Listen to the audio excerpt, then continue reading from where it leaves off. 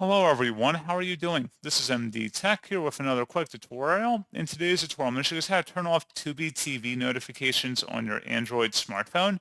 So this should hopefully be a pretty straightforward process here, guys. And without further ado, let's go ahead and jump right into it.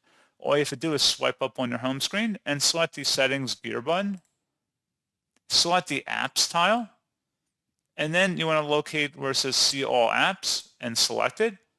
And then go down to the Tubi app, selecting it here, and then select where it says notifications.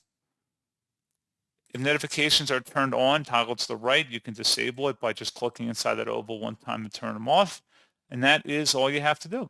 So pretty straightforward process on that, guys. And as always, thank you for watching. I do hope that I was able to help you out, and I do look forward to catching you all in the next tutorial. Goodbye.